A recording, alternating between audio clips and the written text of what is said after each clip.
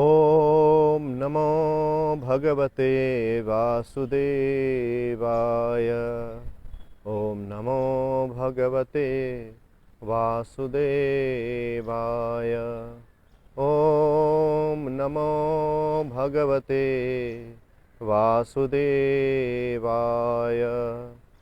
नारायणं नमस्कृत्य नरं चैव नरोत्तमं देवीं सरस्वतीं व्यासं ततो जयमुदीरयेत्।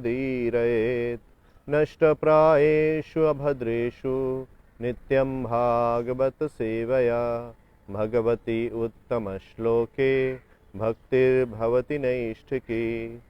कृष्णाय वासुदेवाय देवकीनन्दनाय च नन्दगोपकुमाराय गोविन्दाय नमो नमः। हरे कृष्ण। श्रीमद् भागवतम स्कंध 10 अध्याय 1 श्लोक क्रमांक 17। भूमिर्दृप्त नृपव्याज दैत्यानीक सतायुतैः आक्रांता भूरिभारेण ब्रह्मणां शरणं ययो। Translation: Once, when Mother Earth was overburdened by hundreds of thousands of military phalanxes of various conceited demons dressed like kings, she approached Lord Brahma for relief. Purport: When the world is overburdened by unnecessary military arrangements and when various demoniac kings are the executive heads of the state, this burden causes the appearance of the Supreme Personality of Godhead, as the Lord says in Bhagavad Gita, Yada yada hi dharmasya gyalir bharata abhyuthanam dharmasya tadatmanam srijamyaham. Whenever and wherever there is a decline in religious practice, O descendant of Bharata, and a predominant rise of irreligion, at that time I appear myself. When the residents of this earth become atheistic and godless, they descend to the status of animals like dogs and hogs, and thus their only business is to bark among themselves.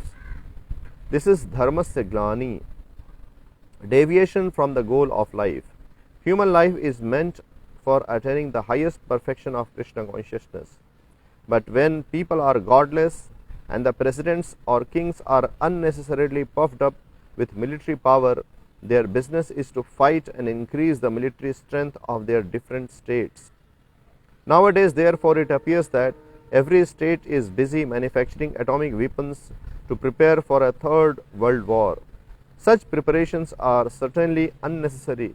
They reflect the false pride of the heads of state.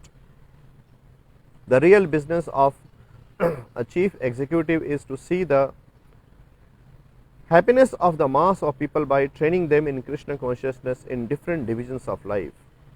Chaturvarna maya srishtam guna karma vibhagasah. A leader should train the people as Brahmana, Kshatriya, Vaishya and Sudra and engage them in various occupational duties, thus helping them progress towards Krishna consciousness. Instead, however, rogues and thieves in the guise of protectors arrange for a voting system, and in the name of democracy they come to power by hook or crook and exploit the citizens. Even long ago, asuras, persons devoid of God consciousness, became the heads of state, and now this is happening again. The various states of the world are preoccupied with arranging for military strength. Sometimes they spend 65% of government's revenue for this purpose. But why should people's hard-earned money be spent in this way? Because of the present world situation, Krishna has descended in the form of Krishna consciousness movement. This is quite natural, for without the Krishna conscious movement, the world cannot be peaceful and happy. Om Ajnanatimirandhasya Jnananjanashalakaya Chakshurunmilitam Yena Tasmai Sri Gurave Namaha. श्रीचैतन्यमनोभीष्टं स्थापितं येन भूतले स्वयं रूपः कदा मह्यं ददाति स्वपदान्तिकं। वन्देऽहं श्रीगुरो श्रीयुतापदकमलं श्रीगुरून् वैष्णवांश्च श्रीरूपं साग्रजातां सहगना रघुनाथान्वितं तं सजीवं साद्वैतं सावधूतं परिजनासहितं कृष्णचैतन्यदेवं श्रीराधाकृष्णपादान् सहगना ललिता श्रीविशाखान्वितांश्च। नमः ॐ विष्णुपादाय कृष्णपृष्ठाय भूतले श्रीमते भक्तिवेदान्तस्वामिन्निति नामिने। नमस्ते सारस्वते देवे गौरवाणी प्रचारिणे निर्विशेषा शून्यवादी पाश्चात्यदेशतारिणे। हे कृष्णा करुणा सिंधु दीनबंधु जगत्पते गोपेश गोपिका कांत राधा कांत नमोस्तुते। तप्त कांचन गौरांगी राधे वृंदावनेश्वरी वृषभानुसुते देवी प्रणमामि हरिप्रिये। वाञ्छाकल्पतरुभ्यश्च कृपा सिन्धुभ्य एव च पतितानां पावनेभ्यो वैष्णवेभ्यो नमो नमः। श्रीकृष्ण चैतन्य प्रभो नित्यानंद श्री अद्वैत गदाधार श्रीवासादि गौरभक्तवृंद। हरे Krishna Krishna Krishna Hare Hare Hare Ram Ram Ram Hare Hare. Hare Krishna. Once when Mother Earth was overburdened by hundreds and of thousands of military phalanxes of various conceited demons dressed like kings, she approached Lord Brahma for relief. तो यहाँ श्रीमद् भागवतम के इस खंड में अब सुखदेव गोस्वामी महाराज परीक्षित के प्रश्नों का उत्तर देना प्रारंभ करते हैं।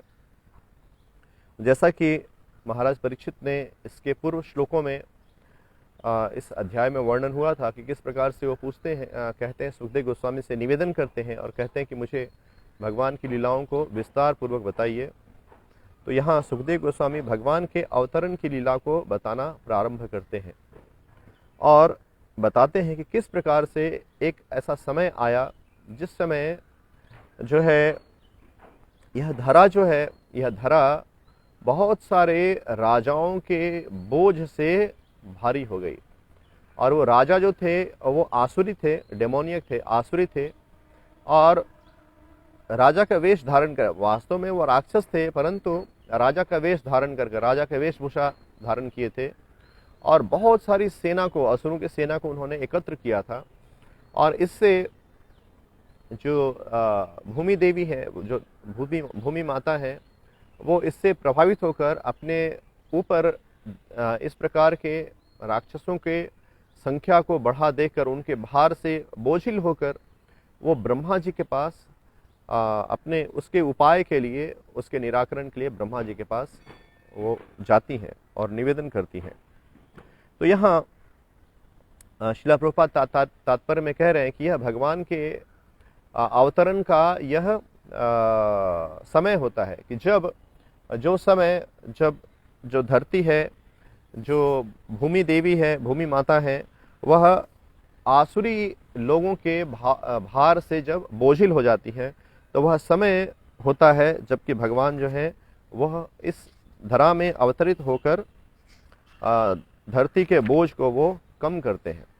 और श्रील प्रभुपाद भगवद गीता से कोट करते हैं कि भगवान जैसा कि कहते हैं कि यदा यदा हि धर्मस्य ग्लानिर्भवति भारत अभ्युत्थानाम अधर्मस्य तदात्मानं सृजाम्यहम्।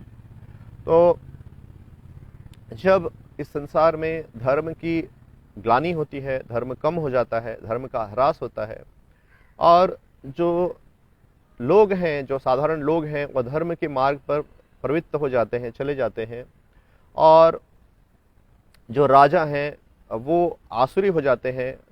जब धर्म किस प्रकार से ग्लानि होती है तो भगवान इस धरा में प्रकट होते हैं और पुनः धर्म की स्थापना करते हैं, क्योंकि धर्म के स्थापना के बिना लोगों का कल्याण संभव नहीं है। जो साधारण जो लोग हैं, जो सामान्य लोग हैं, जब वो अधर्म के मार्ग पर चले जाते हैं, जब उन्हें धर्म का मार्ग बताने वाला कोई नहीं होता है, तो उनका जीवन बहुत ही दुख कारक हो जाता है, बहुत कष्टमय हो जाता है। क्योंकि धर्म का पालन करने से ही व्यक्ति जो है वो सुख और संतोष जीवन में प्राप्त कर सकता है। व्यक्ति अधर्म का पालन करके कभी भी सुख और संतोष को प्राप्त नहीं कर सकता है, यह संभव नहीं है। इसलिए भगवान जो है वो यहाँ पर अवतरित होते हैं करुणावश। जब देखते हैं कि संसार के जो लोग हैं वो जब धर्म के मार्ग से वो विमुख हो गए हैं, अधर्म के मार्ग को अपना लिया है, और इस प्रकार उनका जीवन बहुत कष्टकारक हो गया है, और अज्ञानवश वो नहीं जानते हैं कि उनके जीवन में कल्याणकारी मार्ग कौन सा है, तो उस कल्याणकारी धर्म के मार्ग को स्थापित करने के लिए, जनसाधारण के दिशा को मार्गदर्शन करने के लिए भगवान स्वयं अवतरित होते हैं। तो भगवान जो है इस प्रकार प्रत्येक युग में उनका अवतरण होता है धर्म की स्थापना करने के लिए, ताकि जो बद्ध जीव हैं उनको दिशा मिल सके, उनको मार्ग मिल सके, और उस मार्ग का पालन करके भगवान के शिक्षाओं को अपने जीवन में उतार कर, भगवान का आचरण को अपने जीवन में उतार कर, जब जीव इस प्रकार से साधना भक्ति करता है तो वह उसका जीवन जो है वह सफल हो पाता है। उसका मनुष्य जीवन जो है, जिस हेतु के लिए उसे मनुष्य जन्म प्राप्त हुआ है, वह हेतु जो है वह सफल हो पाता है। तो भगवान जो है बहुत करुणामय है। भगवान हे कृष्ण करुणा सिंधु, भगवान जो है करुणा के सागर हैं, तो वह करुणावश इस संसार में प्रकट होते हैं। तो भगवान का अवतरण जो है वह करुणावश होता है, क्योंकि जो जीव है, जो बद्ध जीव है, वे जो हैं वो भगवान के अंश हैं। मामेव अंशो जीव लोके जीव भूत है सनातना। तो संसार में जितने भी लोग हैं, चाहे भक्त हों चाहे अभक्त हों, चाहे कोई भी लोग हों संसार के में, इस संसार में जो प्रकट जितने भी जीवात्माएं हैं, वो सभी जीवाएं 84 लाख योनियों में जो है सभी बद्ध हैं, और वो भगवान के ही अंश हैं। और भगवान उन्हें इस दशा से, इस परिस्थिति से, दयनीय परिस्थिति से, दुख भरी हुई परिस्थिति से भगवान उन्हें मुक्ति दिलाना चाहते हैं, उन्हें मुक्त करना चाहते हैं, क्योंकि वो कृष्ण के ही अंश हैं, और कृष्ण को पीड़ा होती है इस प्रकार के जीवों के स्थिति को देखकर।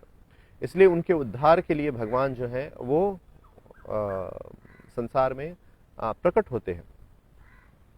तो धर्म की ग्लानि, कलयुग में धर्म की ग्लानि होती है। आज यहाँ श्रील प्रभुपाद कह रहे हैं कि आज का समाज जो है उसमें जो एक प्रांत है दूसरे प्रांत से हमेशा लड़ता रहता है। हम देखते हैं कि कोई भी ऐसा समय नहीं होता है जब एक देश जो है वह दूसरे देशों से उनके बीच में तनाव नहीं होता है, उनके बीच में संघर्ष नहीं होता, उनके बीच में युद्ध नहीं होता है। ऐसा कभी भी कोई समय नहीं आता है।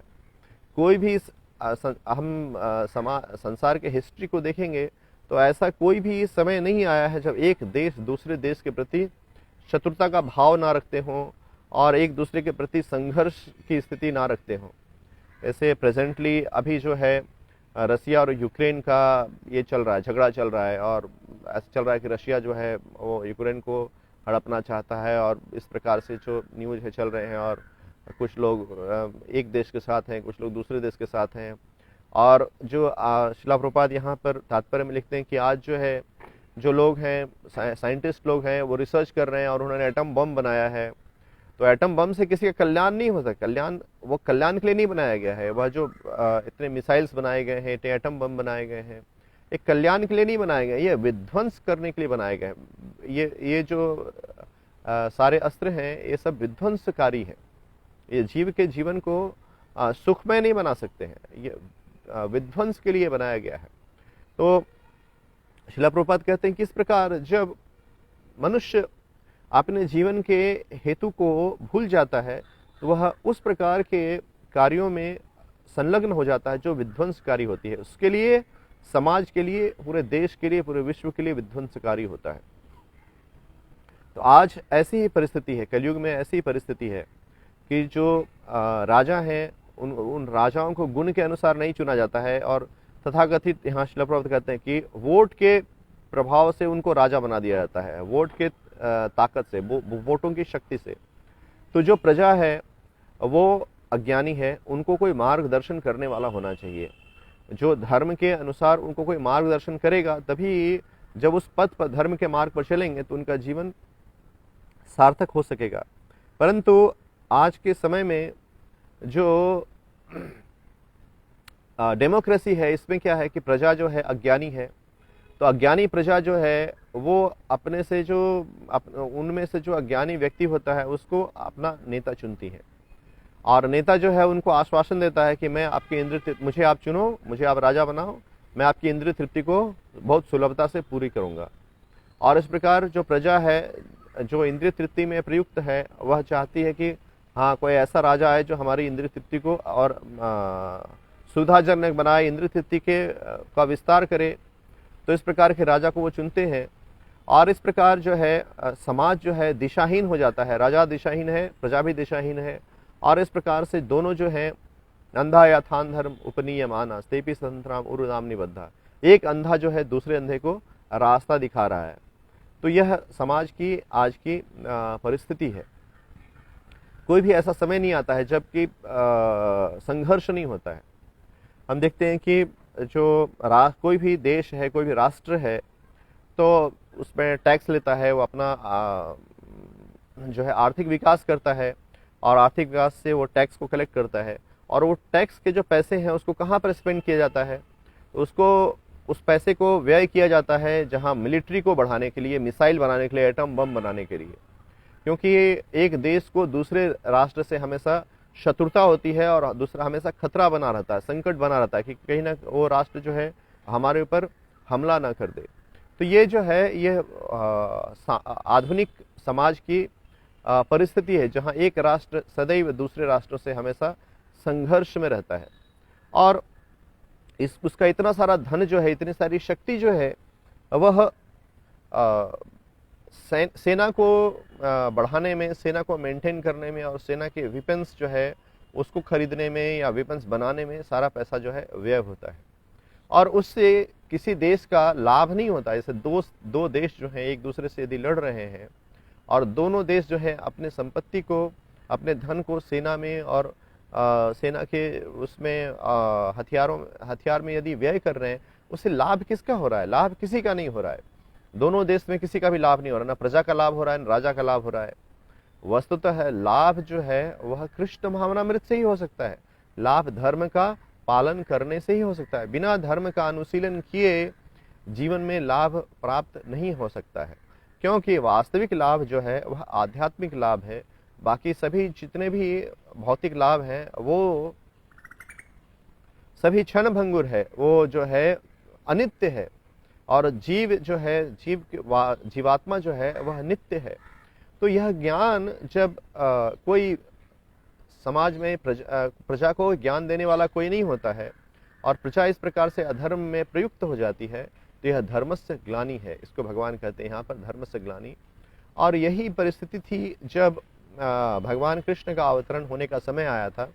तो उस समय ऐसी ही परिस्थिति थी। जिस समय क्षत्रिय राजा जो थे वो सभी अपनी सेना को बढ़ाए थे, और वो क्षत्रिय राजा जो थे वो वास्तव में जो है वो राक्षस थे, परंतु राजा का वेश धारण कर लिए थे, और इस प्रकार से वो अपनी सेना को बढ़ा रहे थे अपने इस धरा पर अपना आधिपत्य कायम करने के लिए। और धरा के जो उसके जो चीज़ें हैं, धरा का जो वैभव है, रिसोर्सेस है, उसको उसका दोहन कर रहे थे। तो यह जो परिस्थिति थी वह धरती माता को जो है वह बहुत बोझमय लगा, इसलिए वो इससे निराकरण के हेतु वो ब्रह्मा जी के पास जाती हैं। तो ऐसा है कि जब प्रजा अधर्म में प्रयुक्त हो जाती है, अधर्म में लग जाती है, तो अधार्मिक प्रजा जो है, अधार्मिक प्रजा वह धरती के ऊपर बोझ होती है। आज भी हम देखते हैं कि ऐसी ही परिस्थिति है। आज परिस्थिति में डेमोक्रेसी है, राजा जो हैं वो भक्त नहीं है, उनके मंत्री भक्त नहीं है, और जहाँ पर राजा भक्त ना हो, जहाँ पर मंत्री भक्त ना हो, वहाँ पर जो है प्रजा कैसे भक्त हो सकता है? प्रजा कैसे धर्म के अनुशीलन को कर सकता है? आज जो है समाज में कोई ज्ञान देने वाला नहीं है, इसलिए जो लोग हैं अधर्म में प्रयुक्त हो गए हैं और इतने सारे स्लॉटर हाउस खोले गए हैं जहाँ पर कि गौ माता को मारा जाता है, और इस प्रकार से अधर्म जो है वह उसका प्रचलन हो गया। अधर्म बहुत मात्रा में अधर्म जो है वो बढ़ गया है। और जब इस प्रकार का अधर्म प्रकट होता है, तो जब अधर्म होता है धरती के ऊपर, धरती उसके बोझ को नहीं सहन कर पाती है। तो यदि धरती के ऊपर बोझ हो तो धरती ऐसा नहीं कि उस बोझ को सहन नहीं कर पा रही है, धरती उनके पाप कर्मों को, उनके अधर्म को सहन नहीं कर पाती है। जैसे अभी से कुछ लोग बोलते हैं कि पॉपुलेशन एक्सप्लोजन है, जनसंख्या बहुत बढ़ गई, जनसंख्या को नियंत्रित करो। तो जनसंख्या क्या बढ़ी है? मनुष्य की जनसंख्या कितनी है? यदि हम मनुष्य की तुलना में हम देखेंगे तो दूसरे जीवों की जनसंख्या कितनी है? दूसरी जीवों की जनसंख्या जो है वो मनुष्य से कई गुना है, सैकड़ों हजारों गुना ज्यादा है। मनुष्य की जनसंख्या जो है वो कितना, 6 करोड़, 7 करोड़, 10 करोड़ कितना है। लेकिन यदि हम कीट पतंग और वनस्पति और बैक्टीरिया और इन सभी जीवों के उनके संख्या को देखेंगे तो उनकी संख्या जो है वो मनुष्य से कई कई गुना, हजारों लाखों गुना ज्यादा है। परंतु यह क्यों कहा जाता है कि जनसंख्या को नियमित करो? क्योंकि जो मनुष्य है वह धर्म के मार्ग को भूलकर वो प्रकृति का दोहन कर रहा है, और इसके कारण उसका जीवन जो है वो दुखमय हो जाता है। वस्तुतः भगवान ने सृष्टि की रचना की है, और सृष्टि की रचना करके भगवान ने इस सृष्टि में नियम को, धर्म को दिया है, जिसका पालन करके मनुष्य सुखपूर्वक अपने जीवन को जी सकता है और भगवत धाम को प्राप्त कर सकता है, अपने जीवन के सर्वोच्च लक्ष्य को प्राप्त कर सकता है। परंतु वह भगवान की शिक्षाओं को भूलकर, वह धर्म के मार्ग को भूलकर वह प्रकृति का दोहन करना चाहता है, प्रकृति का दोहन करता है। जैसे भगवान ने जो व्यवस्था दी है, भगवान ने जो व्यवस्था बनाई है वो वर्णाश्रम है, जहाँ पर कि जो लोग हैं वो अपने वर्ण और आश्रम के अनुसार स्वयं को वो धर्म के मार्ग में प्रयुक्त करते हैं। ब्राह्मण, क्षत्रिय, वैश्य और शूद्र जो हैं वो सभी अपने गुण के अनुसार जो है अपने कार्यों को करते हैं, और उसी प्रकार से जो आध्यात्मिक आश्रम है, ब्रह्मचर्य, गृहस्थ, वानप्रस्थ और संन्यास, तो ये सभी जो हैं ये आश्रम एक दूसरे के साथ समन्वय में अपने जीवन को व्यतीत करते हैं। और भगवान ने प्रकृति में सभी वस्तुओं को, सारी व्यवस्थाओं को पर्याप्त मात्रा में प्रदान किया है, जिससे कि यहाँ पर जीव जो है भौतिक संसार में जीवन को अच्छे से निर्वाह करके और धर्म का अनुशीलन करके, भगवान की भक्ति करके वो अपने जीवन के सर्वोच्च लक्ष्य को वो प्राप्त कर सकते हैं। परंतु इसके विपरीत आज ऐसा हो रहा है कि लोग जो हैं धर्म का पालन नहीं कर रहे हैं। हम देखते हैं कि जो भी विज्ञान है, जो तथाकथित विज्ञान है, वह प्रकृति के स्रोतों का, प्रकृति के संपदा का वो दोहन कर रहा है। सिर्फ हम पेट्रोलियम को निकालने के लिए धरती को ड्रिल करते हैं और वहाँ से हम पेट्रोल निकालते हैं। पेट्रोल क्यों निकालते हैं? क्योंकि हमें ऑटोमोबाइल चाहिए, इंडस्ट्री चाहिए। परंतु ये जो ऑटोमोबाइल है, ये इंडस्ट्री है, यह इससे किसी का जीवन सुखमय नहीं हो सकता है। श्रील प्रभुपाद श्रीमद् भागवतम के तात्पर्य में कई जगहों पर कहते हैं कि आज जो मनुष्य का जीवन है वो सुखमय क्यों नहीं है? क्योंकि जो समय है, जो समय वो भगवान की भक्ति में उसे व्यतीत करना चाहिए, अपनी शक्ति को, अपनी ऊर्जा को, अपने समय को, वो उसकी शक्ति और ऊर्जा जो है और समय जो है वो कारखाने में जा रहा है। वो कारखाने में night duty, shift duty, day shift duty इसमें करने में चला जा रहा है। और इससे क्या होगा कि संसार में जो तमोगुण, रजोगुण का इतना प्रभाव हो जाता है, क्योंकि व्यक्ति को सात्विक जीवन जीने का कोई ज्ञान नहीं होता है, उसे ज्ञान देने वाला कोई नहीं होता है। और इस प्रकार जीव जो है वह तमोगुण और रजोगुण में अपने जीवन को व्यतीत करता है, और उसमें तमोगुण, रजोगुण में जो है वह उसकी इंद्रियां कभी तृप्त नहीं होती है। इंद्रिय तृप्ति की इच्छा जो है वो लगातार हमेशा बढ़ता रहता है, और इस प्रकार जीव जो है उसका जीवन सुखमय नहीं होता है। तो हम जो आज की जो इंडस्ट्री है, कारखाने हैं, उससे जो चीज़ें वो प्रकट कर रहा है, उससे समाज का वस्तुतः कल्याण नहीं हो रहा है। वस्तुतः कल्याण तब होता है जब संसार के बद्ध जीव, विशेषकर जो मनुष्य हैं, अपने समय और अपनी ऊर्जा को भगवान की भक्ति में नियुक्त करते हैं, अपने भगवान की भक्ति में अपने जीवन को लगाते हैं, तब उन्हें सुख और संतुष्टि का आभास होता है, तब और सुख और संतुष्टि का अनुभव होता है। तो ऐसा है कि जनसंख्या जो है, मनुष्य की जनसंख्या ज़्यादा नहीं है, पशु पक्षी कीट पतंग इनकी जनसंख्या इतनी ज़्यादा है मनुष्य से, फिर भी भगवान के नियमानुसार, भगवान के प्रयोजन से, भगवान की व्यवस्था से सबको भोजन प्राप्त हो रहा है। ऐसा नहीं कि जो दूसरे जीव हैं वो भूखे मर रहे हैं, उन भगवान के प्रयोजन से उनको भोजन मिल रहा है। उसी प्रकार से मनुष्य जो है वह भी भगवान की भक्ति करेंगे, जो वह भगवान की सेवा में रत रहेंगे तो भगवान के प्रयोजन से उनको भी सभी चीज़ें उपलब्ध होंगी। जैसे उदाहरण दिया जाता है कि कोई माता पिता हैं और माता पिता के जो यदि सुशील बालक हैं, उनके बच्चे यदि सुशील हैं, सुसंस्कृत हैं और धार्मिक हैं और माता पिता के गुरु के कथनों को पालन करने वाले हैं, तो वैसे बच्चे जो हैं वो माता पिता के ऊपर कभी भी बोझ नहीं होते हैं। यदि उनकी संख्या कितनी भी हो जाए, कितने भी उस प्रकार के बालक हों, तो माता पिता बहुत प्रसन्नता के साथ उनका पालन करते हैं, उनके लिए व्यवस्था करते हैं, उनके लिए जुटाते हैं। परंतु एक भी पुत्र यदि कुपुत्र हो जाए, यदि अधार्मिक हो जाए, तो उसको पालन करना, उसके बोझ को उठाना बहुत कठिन होता है। श्रीमद् भागवतम में कथा आती है कि जब महाराज अंग और उनकी जो पत्नी है वो मृत्यु की पुत्री होती है, और इस प्रकार जो है उनके यहाँ पर महाराज अंग के यहाँ पर वेन का जन्म होता है।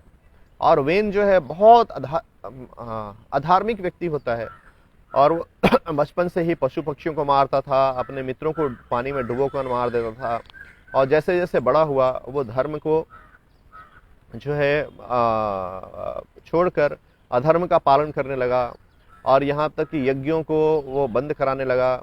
और जो उनके मंत्री थे, जो ब्राह्मण थे, जो धर्म का अनुशीलन करते थे, उनको बताने लगा कि आप भगवान की पूजा क्यों करते हो, आपको धर्म का ज्ञान नहीं है। वास्तव में भगवान जो है, वास्तविक भगवान तो राजा है, तो राजा की का पूजा होना चाहिए, राजा की प्रतिष्ठा होनी चाहिए, राजा का सम्मान होना चाहिए। आप जो है आप क्यों वहाँ मंदिर में जाते हो, यज्ञ करते हो, इन सब चीज़ों का आवश्यकता नहीं है। जब जो वो स्वयं को, वास्तव में राजा नरदेव होता है, नरदेव तब होता है जो भगवान के नियम का पालन करता है, भगवान के द्वारा बताए गए धर्म के अनुशीलन करता है, तब वो नरदेव होता है। ऐसा नहीं है कि वह राजा बन गया है इसलिए वो नरदेव बन गया है, वो देवता बन गया है या भगवान बन गया है। तो इस प्रकार जब ब्राह्मणों ने देखा कि जो वेण है, वह वेण जो है वह अधर्म हो गया, अधर्म का इस प्रकार से बहुत ज़्यादा अधर्म व्याप्त हो गया है इस राजा के कारण, तो उन्होंने शाप देकर वेन को, महाराज वेन को मार डाला, उनको वध कर दिया।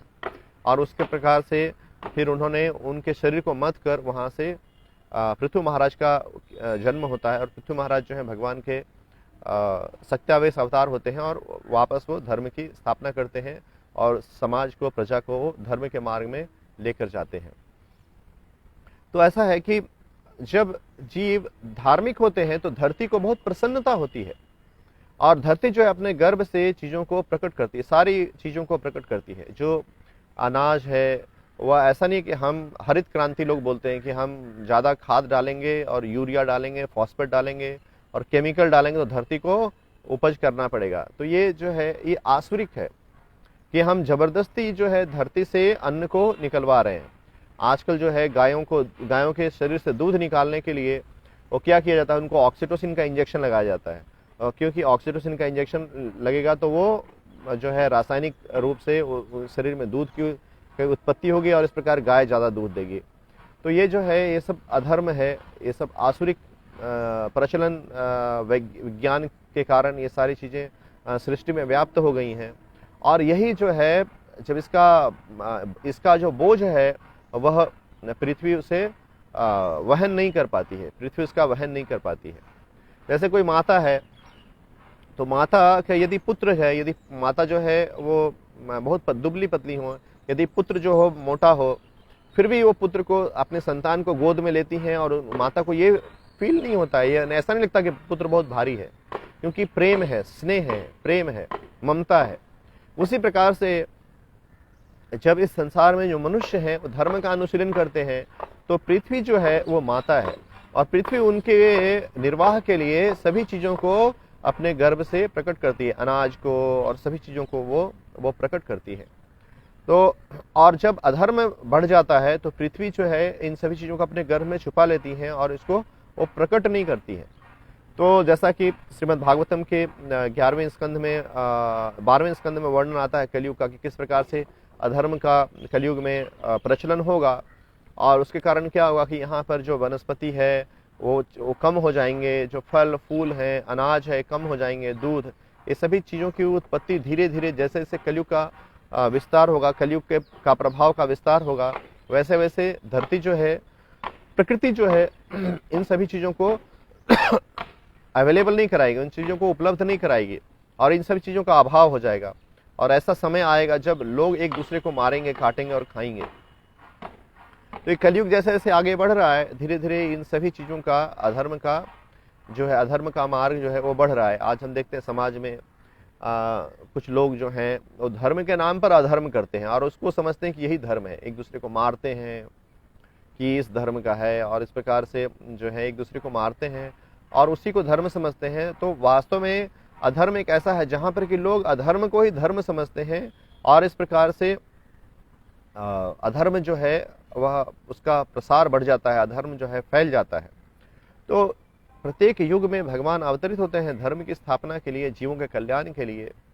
तो उसी प्रकार से आज के समय में भी यहाँ श्रील प्रभुपाद लिखते हैं कि कृष्ण भावनामृत का उदय हुआ है। भगवान श्री चैतन्य महाप्रभु अवतरित हुए नदिया में, नदिया गुरुद्रु में नित्यानंद महाजन। तो गौर निताई जो हैं वो अवतरित हुए हैं और उन्होंने संकीर्तन आंदोलन का शुभारंभ किया। और यह संकीर्तन आंदोलन, विशेषकर यह जो कृष्ण भावनामृत आंदोलन है जिसको श्रील प्रभुपाद जी ने विश्वव्यापी रूप दिया, तो यह कृष्ण भावनामृत आंदोलन जो है यह जो है प्रकट हुआ है जीवों के कल्याण के लिए, मनुष्य के कल्याण हेतु यह कृष्ण भावनामृत का इस आंदोलन का प्राकट्य हुआ है इस कलयुग में, जहाँ पर कि धर्म की लगातार ग्लानि हो रही है। तो जो भी जीव कृष्ण भावनामृत आंदोलन का आश्रय ग्रहण करेंगे वो बहुत ही भाग्यवान है और कृष्ण भावनामृत के आंदोलन में वो जो है धर्म का अनुशीलन करेंगे। और इस प्रकार जब कृष्ण भावनामृत आंदोलन का फैलेगा, प्रचार प्रसार होगा, तो धरती जो है वो बहुत प्रसन्न हो जाएगी। ऐसा वर्णन आता है ब्रह्म वैवर्त पुराण में कि जब भगवान श्री कृष्ण इस धरा को छोड़कर जब अपने धाम को जा रहे थे तो उस समय गंगा माता जो है वो भगवान के शरणागत होती हैं और उनका आश्रय ग्रहण करती हैं और कहती हैं कि हे कृष्ण, आप इस धरा पर जब थे तो धर्म का अनुशीलन हो रहा था, आपने यह व्यवस्था की थी जिससे कि लोग जो हैं धर्म का पालन करें और इस प्रकार से उनका जीवन भी सफल हो रहा था और मैं भी यहाँ सुख शांतिपूर्वक जीवन व्यतीत कर रही थी।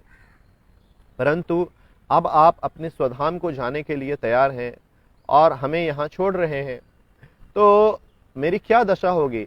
आपको जाते ही कलयुग का आगमन हो जाएगा और जैसे ही कलयुग का आगमन होगा तो संसार में अधर्म जो है वो व्याप्त हो जाएगा, पाप जो है पाप युक्त जीवन व्याप्त हो जाएगा और ये जो पापी लोग हैं वो मेरे जल में आएंगे, स्नान करेंगे और अपना सारा पाप जो है वो मुझे छोड़ देंगे।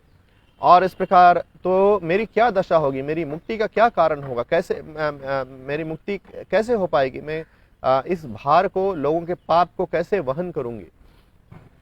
तो जब गंगा माता इस प्रकार से भगवान से विनती करती हैं, भगवान का आश्रय ग्रहण करती हैं, तो भगवान श्री कृष्ण गंगा माता को कहते हैं कि आप चिंता मत करो, कलयुग में मैं अपने भक्त के रूप में अवतरित होऊंगा। और कृष्ण जो है इस प्रकार से महाप्रभु के रूप में, चैतन्य महाप्रभु के रूप में वो प्रकट होते हैं, अपने ही भक्त के रूप में प्रकट होते हैं। कृष्ण वर्णम तुषा कृष्णम संगोपांगस्त्र पार्षदम यज्ञ संकीर्तन प्राय हजंती ही सुमेध से। और भगवान जो है वह बोलते हैं गंगा देवी को कि मैं प्रकट होऊंगा और संकीर्तन आंदोलन का शुभारंभ करूंगा। और यह संकीर्तन आंदोलन जो है यह विश्वव्यापी होगा, विश्व के प्रत्येक प्रांत में, प्रत्येक गांव में, प्रत्येक शहर में कृष्ण नाम का प्रचार होगा। और पृथ्वी तेयत नगर आदि ग्राम सर्वत्र प्रचार होइबे मोरा नाम। और इस प्रकार जो यह कृष्ण भावनामृत आंदोलन का उदय होगा, और कृष्ण भावनामृत के आंदोलन में जो भक्तगण होंगे, जो भक्तगण इस धरा पर चलेंगे और संकीर्तन करेंगे, जब हरे कृष्ण महामंत्र का उच्चारण करेंगे, तो उस उच्चारण से ब्रह्मांड जो है वो पवित्र हो जाएगा, और धरा जो है उनके चरण की धूलि से धरा पवित्र हो जाएगी। और जब ऐसे भक्तगण आपके जल में स्नान करेंगे, तो जो लोगों ने पाप को त्यागा है, जो पाप को छोड़ा है वहां पर आपके जल में, वो आप जो है अब पाप से मुक्त हो जाएंगे।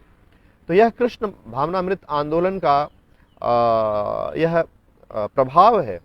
श्रील प्रभुपाद यहाँ कह रहे हैं कि कृष्ण भावनामृत आंदोलन जीव के कल्याण के लिए यहाँ प्रकट हुआ है। तो श्रील प्रभुपाद कहते हैं कि Krishna has taken birth in this movement, Krishna वस्तुतः कृष्ण भावनामृत आंदोलन में प्रकट हुए हैं। तो इस प्रकार से कृष्ण भावनामृत आंदोलन जो है वह एक बून है, वह एक संसार के बद्ध जीवों के लिए एक वरदान है। और जो भी भक्त, जो भी बद्ध जीव इस आंदोलन में हिस्सा लेते हैं, वह बहुत ही भाग्यवान है। और ये आंदोलन इस प्रकार का है कि यहाँ कृष्ण स्वयं कह रहे हैं कि मेरे भक्तगण जो मेरे पवित्र नामों का जप करेंगे तो धरा पवित्र हो जाएगी। जब आपके जल में स्नान करेंगे तो लोग जो हैं वो अपने पाप को छुड़ाने के लिए, पाप से मुक्त होने के लिए गंगा जी में जाते हैं।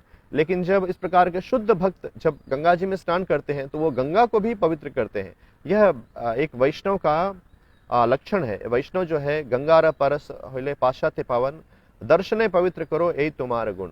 जो वैष्णव होते हैं एकमात्र दर्शन से ही वो बद्ध जीवों को पवित्र करने वाले हैं। तो इस प्रकार से कृष्ण भावनामृत आंदोलन जो है वह बद्ध जीवों के लिए एक वरदान है इस कलयुग में। और इस प्रकार जो भक्तगण हैं उनको महाप्रभु ने यह जिम्मेदारी दी है, भगवान ने यह जिम्मेदारी दी है कि हम इसका प्रचार प्रसार करें, ताकि जो बद्ध जीव जो भगवान के शरणागत नहीं है वह कृष्ण भावनामृत में आंदोलन में आकर और भगवान श्री कृष्ण का आश्रय ग्रहण करके अपने जीवन को सफल कर सके, अपने जीवन को सुखमय बना सके, संतोषमय बना सके और अपने जीवन की परम गति को प्राप्त कर सके। तो इस प्रकार यह दायित्व है। श्रील प्रभुपाद जी ने जो पूर्ववर्ती आचार्यों ने ये दायित्व हमें प्रदान किया है। और वस्तुतः यह कृष्ण भावनामृत आंदोलन भगवान के नियोजन से संसार में फैलेगा। भगवान की व्यवस्था है, भगवान की इच्छा है, भगवान की इच्छा से, भगवान के प्रभाव से भगवान ने सभी चीजों को पहले से व्यवस्थित किया है।